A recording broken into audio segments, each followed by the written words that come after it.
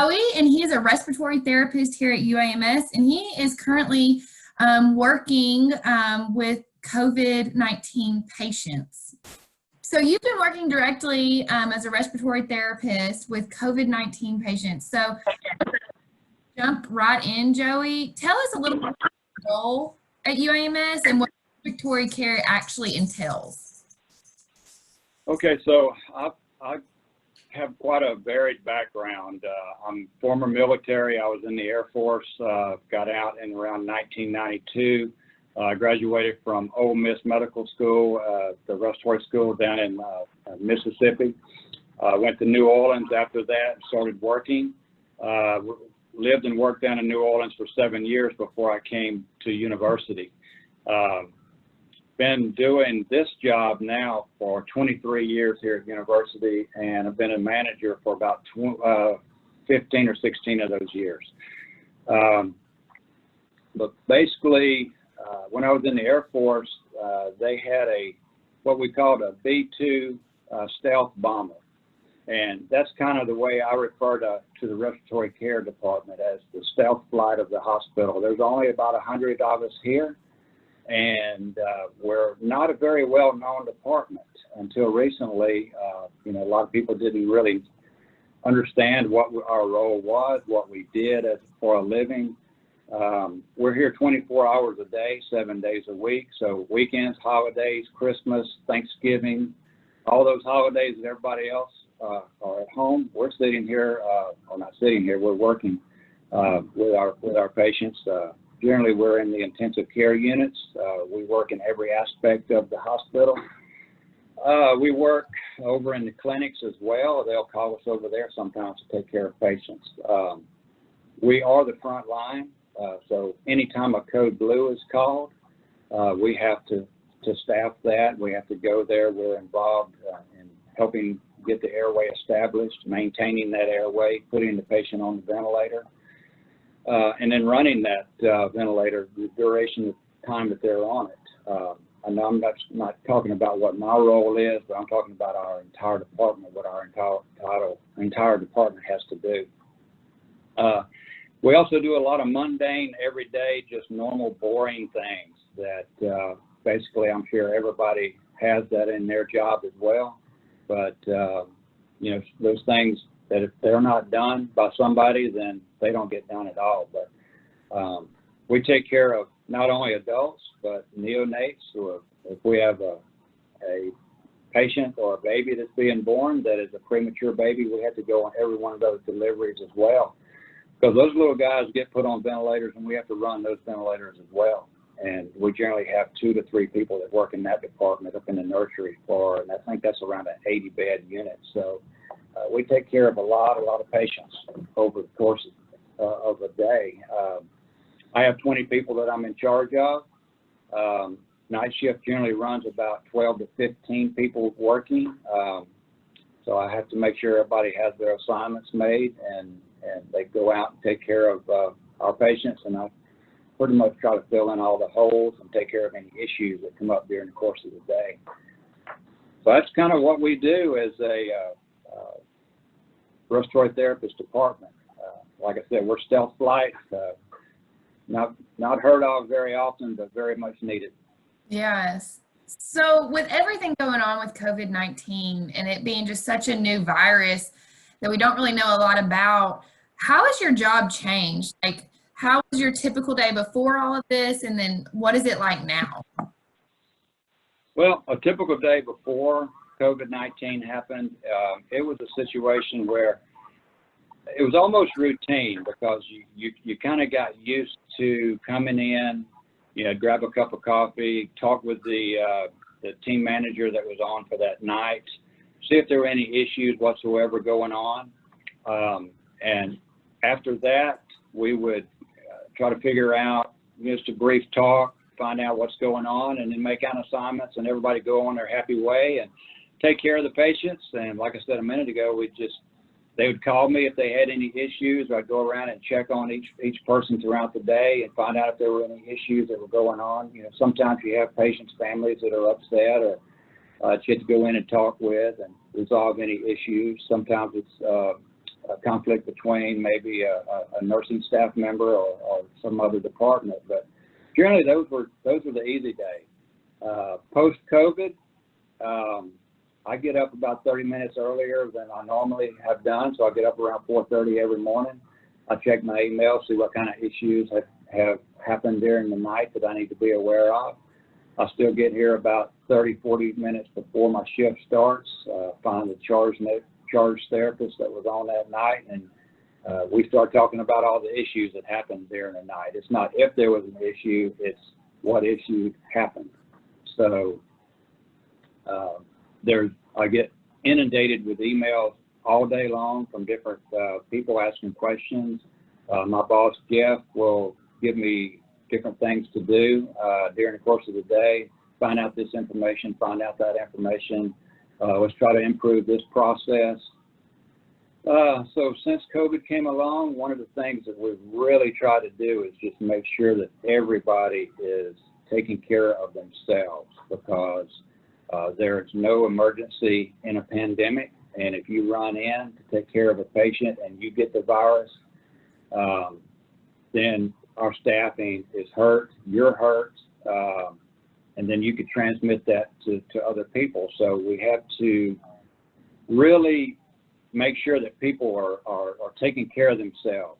It may sound selfish, but if you put yourself at risk, you're hurting no one but the team, and you're not helping others at all. So we have to really make sure that we are watching out for one another as well. Absolutely. We do a lot of teaching now and encouraging to the patients. That we always have done that with our teaching, but now, especially with somebody that has that is COVID positive, you guys may or may not have heard of proning, which is basically laying on your stomach with your head down as much as possible. 30 minutes a day, 2 to 3 times during the course of the day, just allowing that fluid that builds up in your lungs to actually potentially flow a different direction, where you can either cough it up or expel it in some direction. Okay. That is something that I've never heard of that. So you're doing that with all of the COVID patients? Anybody that is suspected COVID, whether they've been tested positive or not, as a preventative measure, we're asking them to lay on their stomach at least for 30 minutes, 3 to 4 times a day. Because if you think about a sponge, and your lungs are just like a sponge, a very light sponge. If it's totally dry, you can pick that thing up and just bounce it, even like cats can play with them, if you've noticed. But if you lay that sponge in a bucket of water, it will slowly fill up, and it'll get real heavy. And that's what happens with your lungs. As your lungs fill up, it makes it harder and harder to breathe. And so if you can take that sponge and just put a little bit of water in it and then turn it over, all that water will seep to the other side of the sponge. And that's what you're trying to do, is just make that water, make that fluid mobile, so it doesn't sit in the same spot and create a pneumonia. Yeah, I mean, when you explain it like that with the sponge, that makes complete sense. So thank you for sharing that. Another question that we have is, what has been the biggest change or adjustment for you that most people don't think about? This could be for you, your team members, the people that you manage, but what are some things that people aren't thinking about? Well, that was, I printed off these, I asked my wife that very question. What is something that is different about the way I do things now? I know she's not here at work with me, but she is, she lives with me, me and my wife for almost 30 years now. And my daughter, who's 14, I said, what's the biggest challenge? What's the biggest change? And she stated that, used to, whenever you would come home, we would jump in the car and go someplace, or I'd pick you up from work and we would go someplace. We'd go to the movies, go out to eat. To see people walking around in scrubs at stores used to be no big deal.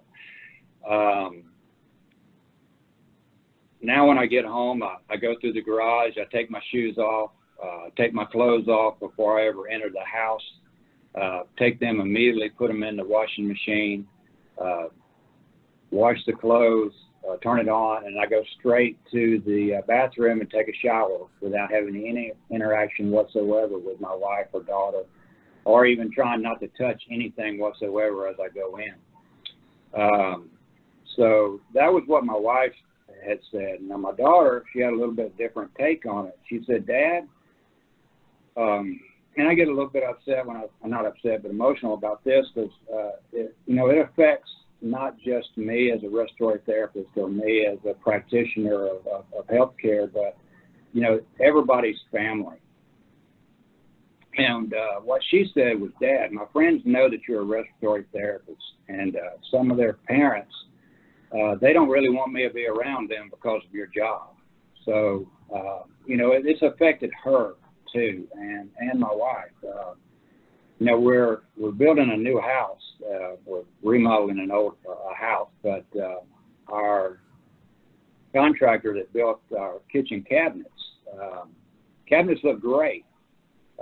Right now we're living with no doors on any of our cabinets because he's afraid to come back to my house because of my job. And he said, until this is over, you're not going to have cabinet doors. So we're kind of living with cabinets, but no doors on them whatsoever. So people are afraid. People are afraid of me because of my job. Not because of me, but because of what I actually have to do for a living. So basically what I've had to do is change my way of thinking. I assume that I'm infected, and I try to protect others rather than assuming somebody has something that I may catch from them. Yeah. That was my new mindset. Yeah. I'm sure that there's many other medical professionals too that are probably experiencing some of those same feelings. I just couldn't imagine that. It's hard enough, I think, being, at home during all of this and not seeing your family, and then just still have those feelings from, your daughter and just life in general. So thank you for sharing that, Joey. So oftentimes we think on the negative. What kind of positive things have you seen come out of all of this, or things that you've witnessed during COVID-19? Well, in all honesty, teamwork. I could not be prouder of our department as a whole, as my team. Everybody has stepped up their game.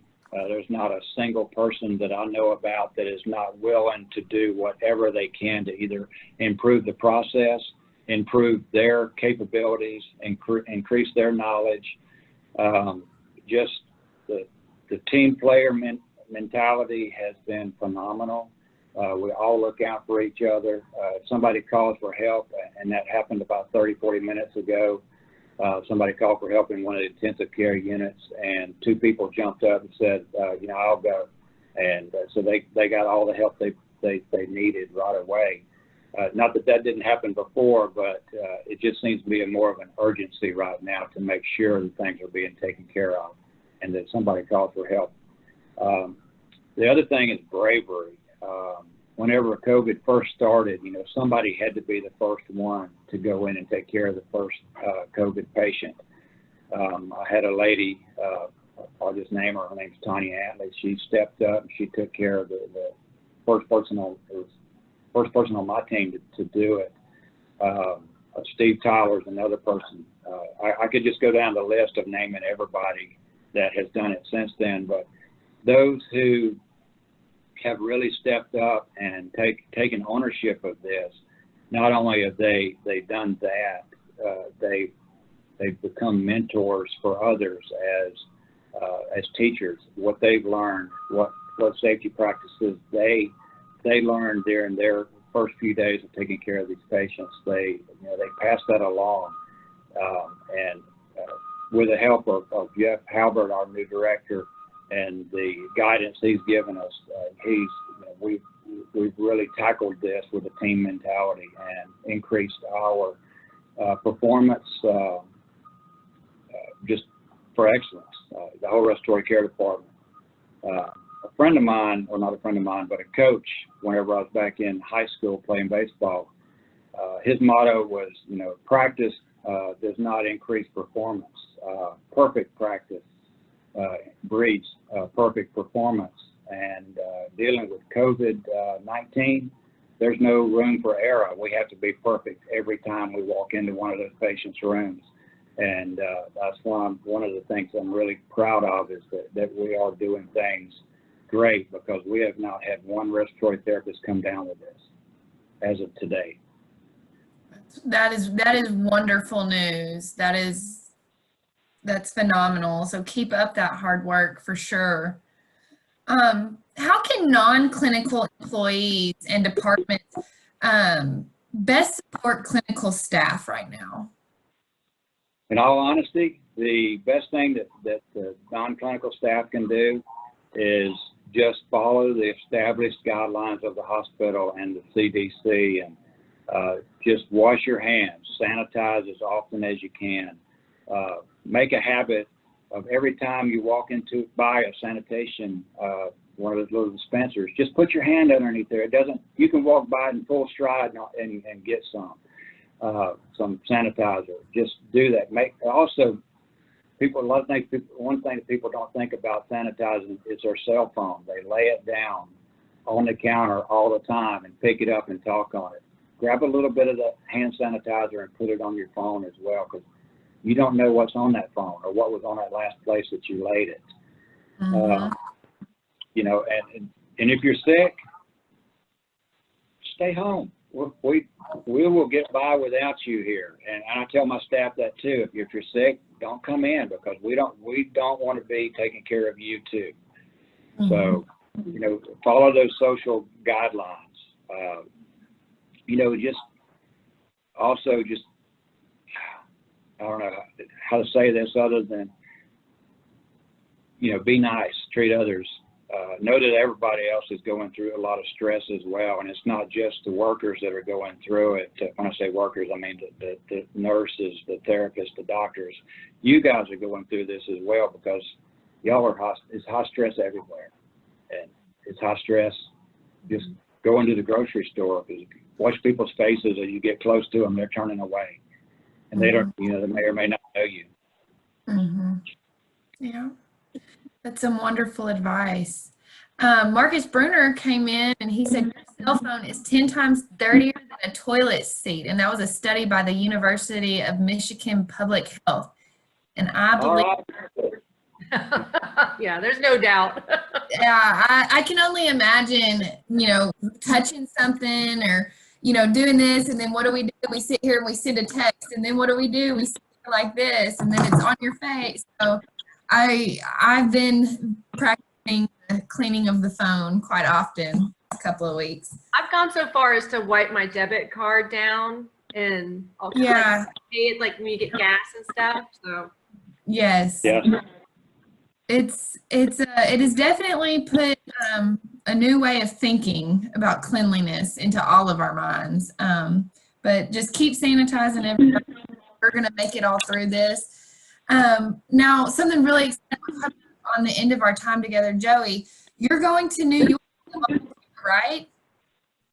Well, I was on the list whenever the New York the questionnaire came out. I went home that very first night, and I asked my wife about going to New York and what she thought, and she's like, I don't want you to go, but I understand if you have to go, it's something you have to do.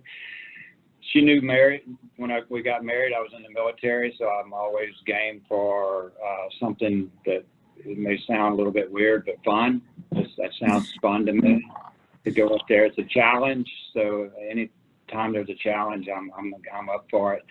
However, I did not make the first team, but the very next day I came back and I was told I would be on the second team, which is supposed to leave this coming Saturday.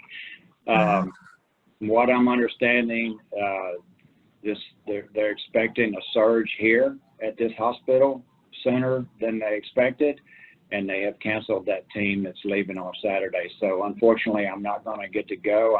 I'm bummed about it, but you got to take care of home front first, right?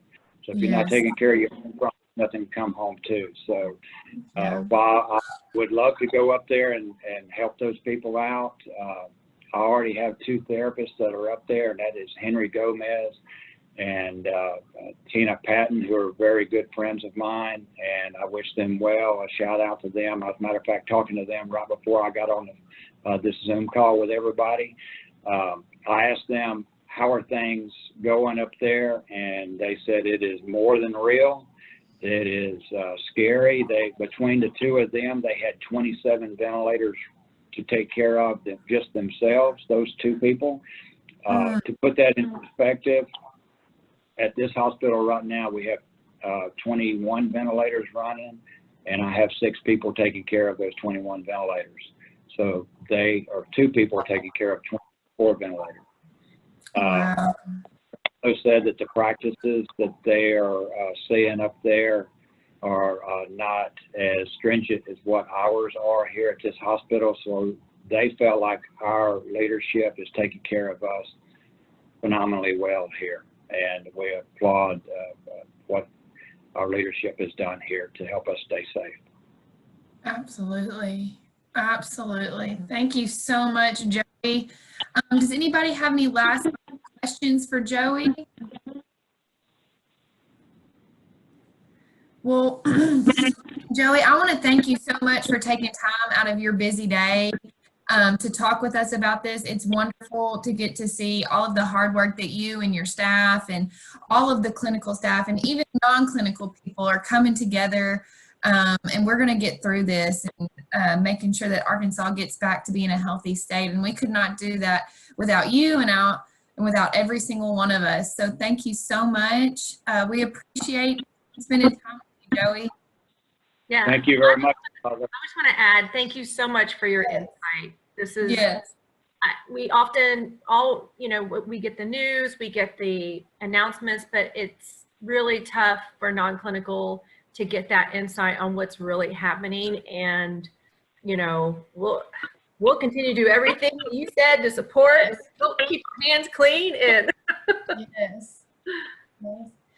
We appreciate it very much, Joey. Well, thank you very much. I was super nervous about this thing. So. Oh no, it's super casual. Super casual. All right. Thanks, guys. Again. See y'all. All right. Bye, everyone. Bye. Bye.